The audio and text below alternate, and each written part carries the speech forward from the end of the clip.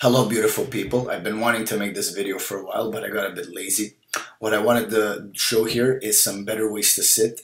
The first thing we're going to be covering is seiza, which is like the way the Japanese sit generally. You basically sit on your ankles. If you can do this straight away, I want you to grab a block and sit on your block. It's going to be much easier than just sitting straight away onto your ankles. If this is also too hard, what you can do is take a regular pillow and bring it between your butt and your ankles and just sit down. This will give about 6 inches of space, so it won't hurt as much. Try and keep your back as straight as possible. Once you've mastered this, you can do some qigong exercises or just general exercises to open up the body. This one is a very good one. Make sure as you're extending one of the arms, you inhale, and as you bring it back down, you exhale. It's really nice to tone the arms and open up the side body. They taught us this in the massage course, and I find it kind of strengthens your lats as well. And it's a good alternative to just sitting there. Sometimes just practicing sitting can be very boring. Another exercise you could do is just lengthen the arms and bring them back down. Always be mindful of your breath. So as you're extending the arms, fill up the body with air, and then bring your arms down, relax. Inhale, bring the arms up, fill up the body with air, and bring the arms down and relax. You can do these as many times as you could. Another exercise you can do to open up the side body is just open up the arms out to the side. This will stretch the whole side, and it'll actually still practice your seiza or sitting on your ankle pose. Don't forget to do the other side. For this video I did 3. Normally I do between 3 and 10 just to get a little stretch out and not just to be bored and sit there statically in one place.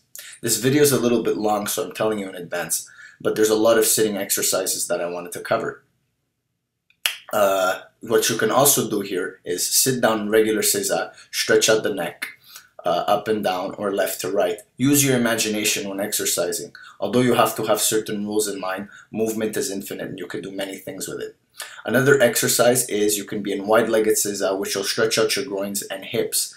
As you get better, you can open up a little bit more. Again, don't forget to breathe. Breathing is very imperative when you're stretching. It actually helps you get into stretches much deeper. So do this as long as you want, and then that's pretty much it. Another exercise you can do is called catcher's pose. You sit down like a catcher, which is like a half seiza. You do seiza on one leg. Then when you're ready, you alternate leg. And again, you could do this as many times as you want. I've been practicing these exercises a little over 6 months, and I could tell you that at the beginning I couldn't sit in seiza for more than 20 seconds. Now I'm holding about 10-15 minutes. You guys all know the Asian squat pose, or in yoga known as malasana. This is another good alternative to sitting. If you have a hard time with this at the beginning, use a little bench. You'll still be in a variation of the Asian squat pose or malasana, but it'll be much easier for you to stay. The objective of most of these poses is to keep your back straight. Regular sitting on a chair collapses your back. So these poses actually keep your back straight and lengthen your spinal column, which makes it more effective for breathing and posture. So again, once the bench is too high, you can use a little block. And once you don't need the block at all, you can do little exercises. In this one, you open up the shoulder and you open up the hip, shoulder on one side, hip on the other side. Again, use your imagination. You can bring your head towards your fist, gain some flexibility. You can open up the hips and groins like I'm just showing here. You can also bring one arm up, extend, open up the shoulders, pec minor, pec major.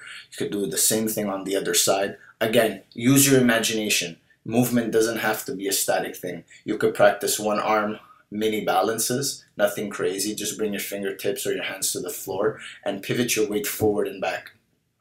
Make sure to have fun with this stuff. Sitting doesn't always have to be a chore. You could come into full-on arm balances, come into crow pose. From here, if you want, go into handstand. But we're not going to do any of that freaky stuff today. Just let's keep it simple and let's just practice sitting. Then you can combine some of these exercises. What you can do is seiza, come back to Asian squat pose, come back to seiza if you want. You could add all the other stuff I showed you, which is the catcher's pose on the right, catcher's pose on the left.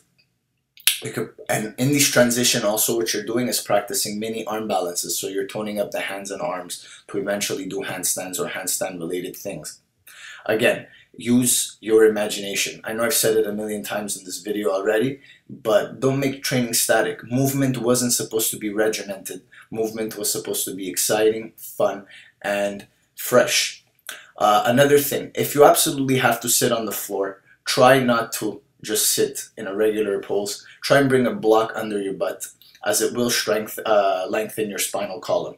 The objective in sitting, if you're going to sit for long periods of time, is to keep your spinal column straight. Another trick while sitting like this is to extend your arms and bring your wrists to your knees. This will further extend your spinal column and collect a better breath. Then, obviously, try and sit as straight as possible. If you have the access of a Swiss ball, or a Swiss balloon, sorry, try and sit on it. This one was a little bit too small, but you get the idea. And then you can do some of the stuff we were practicing in the Asian squat pose or malasana. Just go from right to left. You can move your neck.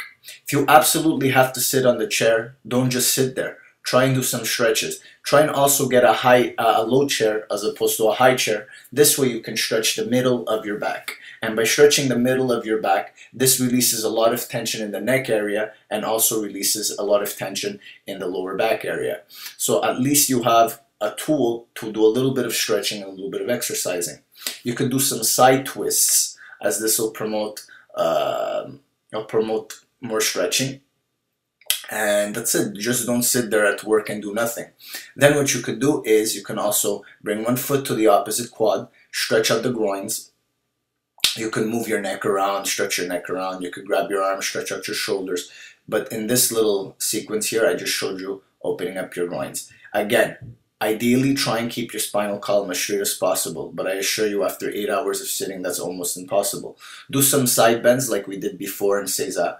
Just open up to one side, then the other side. You can also do little calf raises just to keep your body active while you're sitting. I mean, it's not a full-on 50-minute workout, but it's better than nothing.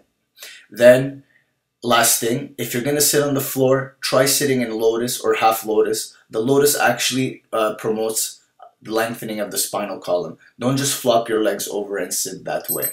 I didn't do a full lotus today because I wasn't warmed up enough, but this is just to give you an idea. Namaste, beautiful.